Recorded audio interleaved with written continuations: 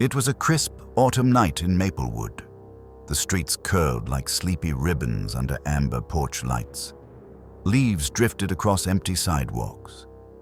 At the end of a quiet cul-de-sac stood a two-story townhouse, a small fortress of glass and brick.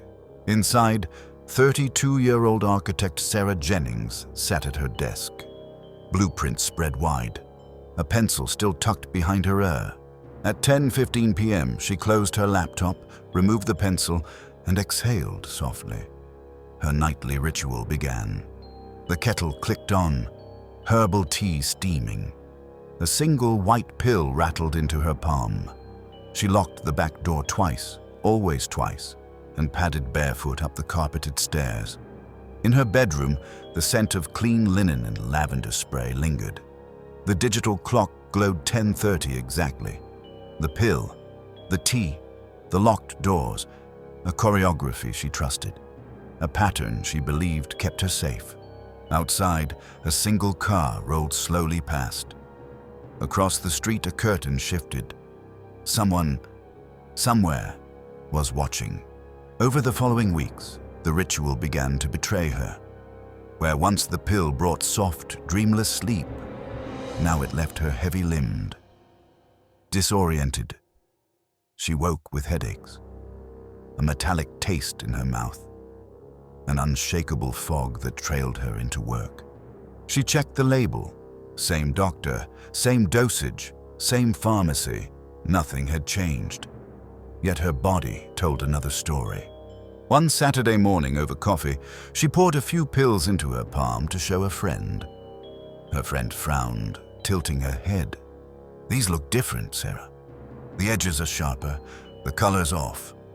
"Are you sure they came from your pharmacy?" Sarah laughed it off.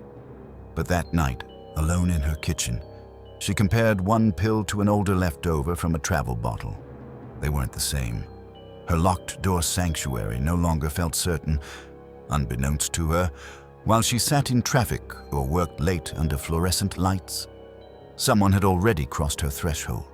A man in his 40s, a neighbor 2 doors down, had watched her come and go. He had memorized the time her lights went out, the nights she stayed late, the mornings she left early. He had copied her keys. Later, cameras would reveal him slipping into her townhouse in the afternoon light, neat shirt tucked in, gloved hands leaving no prints. He opened her drawers, touched her mugs, ran a finger along her window frames as though testing her life for weaknesses. Then, carefully, he swapped the pills, one by one, replacing them with something far more dangerous. He wasn't after jewelry or cash. He was after control. Dose by dose. On a Thursday evening in late October, Sarah sat finishing emails at her desk. Her friend's voice echoed softly from a video call on her laptop. She reached for her tea, felt the room tilt, and the pencil rolled from her desk to the floor.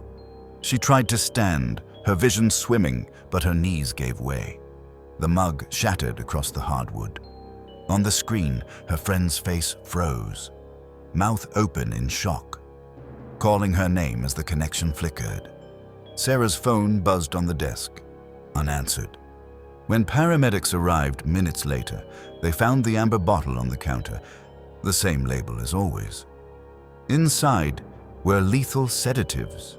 The plan had almost succeeded, but the man behind it was about to be exposed. Detectives moved through her kitchen, photographing every surface, collecting the mug shards in evidence bags. They pulled footage from the small security camera she had installed above the door just 2 weeks earlier. There, clear as day, was the intruder, Mark Riley, the quiet neighbor with the trimmed hedges and polite nods.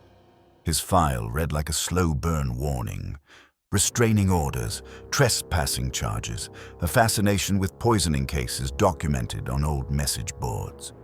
This time he thought he had perfected his method, killing slowly, undetected, turning routine into a weapon. At dawn, detectives arrived at his apartment.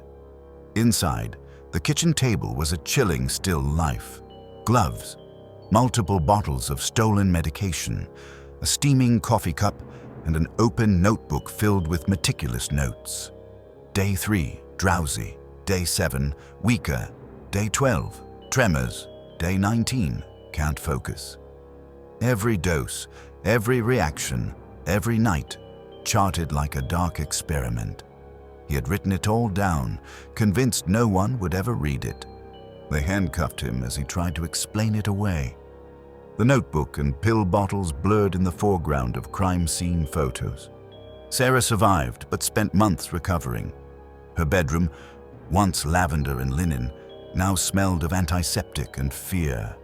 She installed more cameras, reinforced her locks, stopped buying medication from the same pharmacy. Yet every evening at 10:30 p.m., when the clock glowed and the kettle whistled, her chest tightened. The ritual that once lulled her to sleep now woke her with memories. Her case became a warning to neighbors and investigators alike. Danger doesn't always smash windows. It doesn't always kick down doors. Sometimes it's already inside, hidden in something you trust. She had locked her doors. She had trusted her medicine. But danger had already found its way inside.